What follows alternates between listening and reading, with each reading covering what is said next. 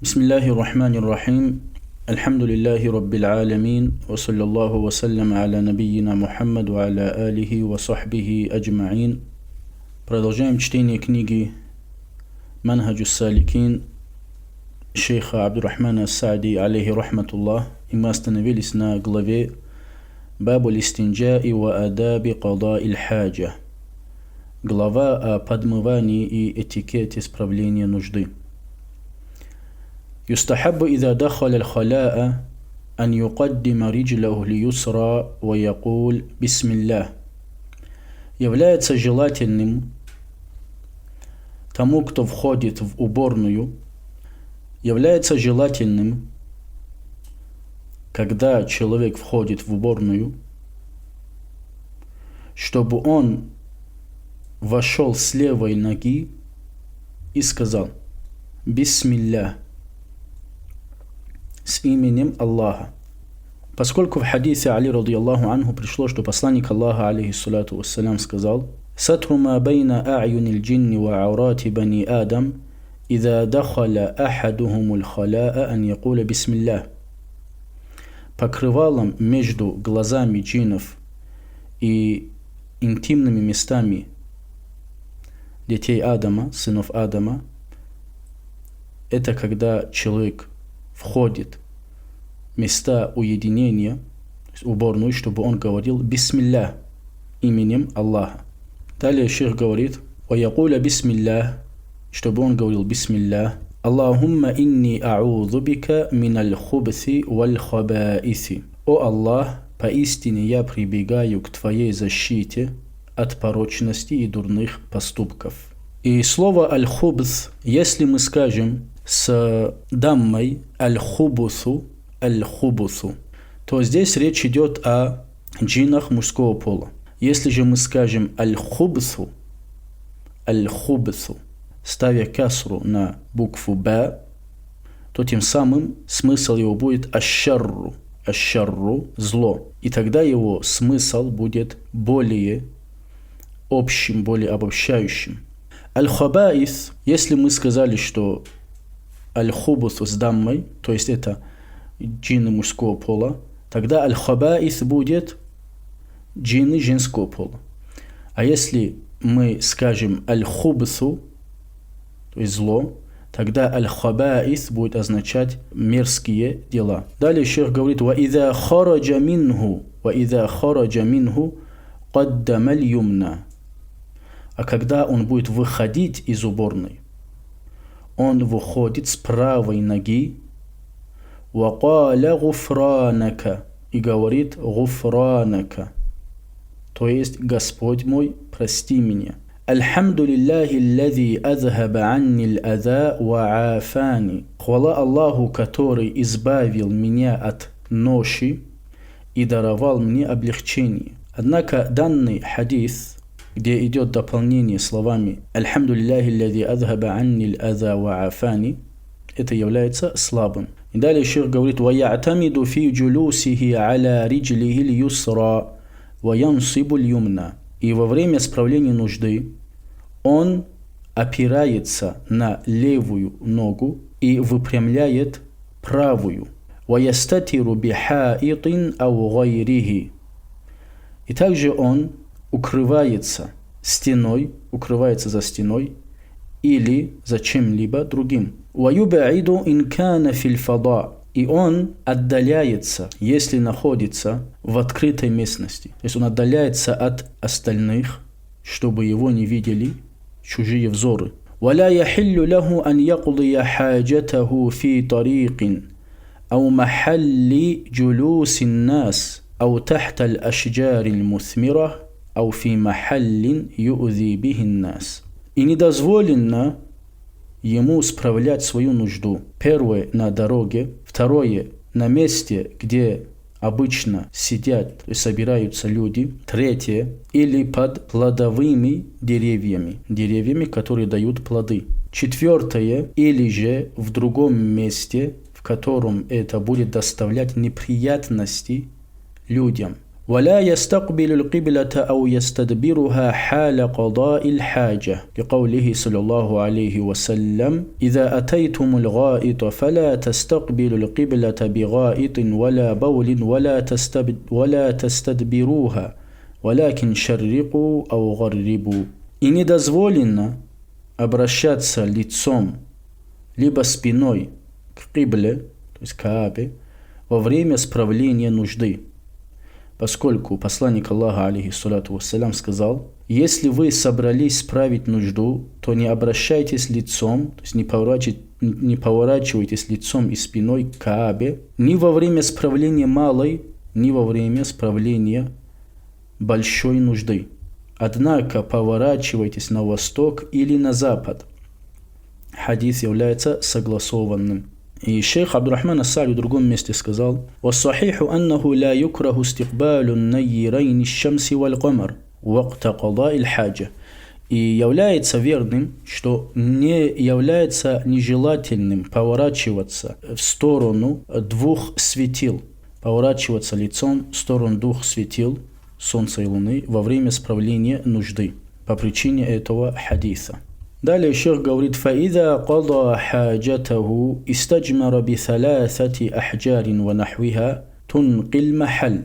И когда он справил нужду, он очищает область, пораженную нечистотой, 3 камушками или чем-то наподобие их, который очищает место выхода нечистот. ثُمَّ اسْتَنْجَى بِالْمَاءِ. Затем он подмывается водой. И шейх в другом месте говорит: «Вассахиху аннаху ла юстахаббу масху валя натру ли'адами thubути аль-хадиси фи залик, ли'анна залика юхдису аль-васвас». И является верным, что не является желательным протирание, то есть вытирание и выдавливание,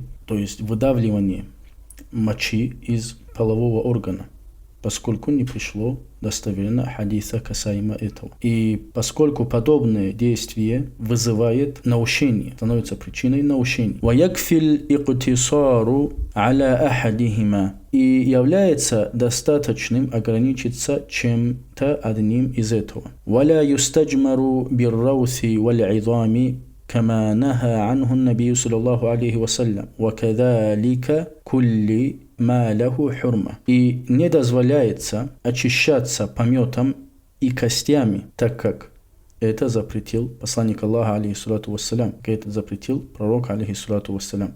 И также не дозволено очищаться почетными вещами, как листочки с именами Аллаха, аятами Корана и тому подобное. И на этом закончилась глава. Что касается того, чтобы поворачиваться лицом или задом в сторону киблы во время справления нужды, то у ученых в этом вопросе несколько мнений.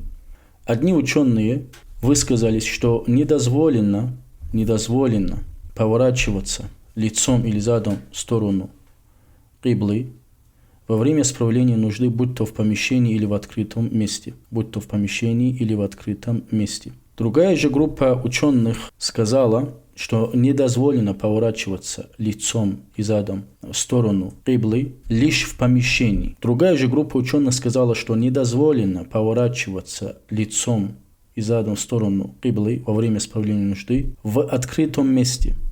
Что касается помещения, то здесь дозволено поворачиваться в сторону киблы лицом или задом во время справления нужды. Третья же группа ученых сказала, что дозволено поворачиваться задом во время справления нужды в помещении и не дозволено поворачиваться лицом во время справления нужды в сторону киблы в помещении. Что же касается открытого места, то здесь запрещено поворачиваться лицом или задом в сторону киблы во время справления нужды. И в качестве доказательства на дозволенность того, чтобы поворачиваться задом в сторону киблы во время справления нужды, они привели хадис Ибн Умара, который приводится в 2 достоверных сборниках, что он однажды поднялся на дом Хафсы и увидел пророка, алейхиссалату вассалям, «Якуды хаджатаху мустакбиля шами мустадбира аль-Ка'бати».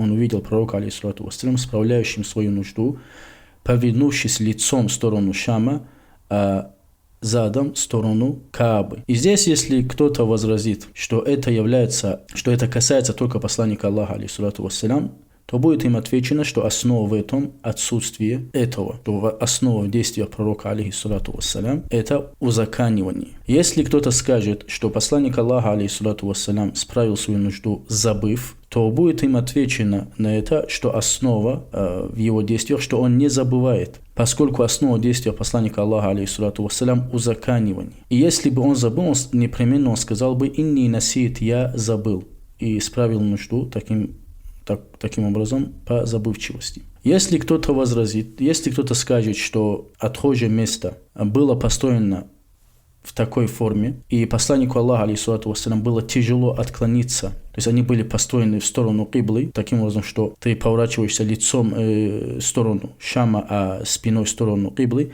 им будет отвечено, и что посланник Аллаха, алейхиссалату вассалям, не мог отклониться от этого направления, им будет сказано, что посланник Аллаха, алейхиссалату вассалям, он не может оставаться на ошибочном. И если бы он не мог оставлять что-то на ошибочном и не мог оставаться на ошибочном, если бы отхожее место было построено таким образом, что это противоречит узаконенному, посланник Аллаха, алейхиссалату вассалям, непременно приказал бы разрушить это место и устранить это место. И поэтому хадис Абу Аюба, радийаллаху анху, о том, что запрещено справлять нужду, повернувшись лицом и спиной, повернувшись лицом или спиной в сторону Каабы, и хадис Ибн Умара, в котором посланник Аллаха, алейхиссалату вассалям, справил нужду, повернувшись спиной в сторону Киблы, не лицом. Этот хадис касается, то есть этот хадис выделяет, то есть хадис Ибн Умара выделяет лишь поворачивание спиной в сторону Киблы во время справления нужды. Что касается остального, это остается на запрете.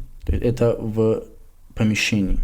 И исходя из этого, поворачиваться спиной во время справления нужды в сторону Киблы является дозволенным в помещении. И доводом служит хадис Ибн Умара. А что касается того, чтобы поворачиваться лицом и спиной в сторону Киблы во время справления нужды в открытой местности, это является запретным. А поворачиваться лицом в сторону Киблы во время справления нужды, будь то в открытой местности или в помещении, является запретным. И доводом служит хадис Абу Аюба. И когда человек справляет нужду, повернувшись лицом в сторону Киблы, это хуже, чем если человек будет справлять нужду, повернувшись спиной в сторону Киблы. Так как относительно того, чтобы поворачиваться спиной во время исправления нужды, пришло действие пророка, алейхиссалату вассалям, и не пришло подобного действия во время исправления нужды, повернувшись лицом в сторону Киблы. Что касается того, чтобы сидеть в отхожем месте после исправления нужды,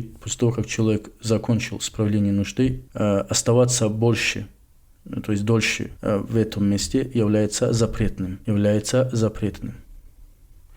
И некоторые ученые считают, что подобная практика приводит к появлению геморроя, и что подобная практика ведет к тому, что человек остается без нужды, обнажив аурат. И также человек в это время не может поминать Аллаха, находясь в отхожем месте. هذا وصلى الله وسلم على نبينا محمد وعلى آله وصحبه أجمعين.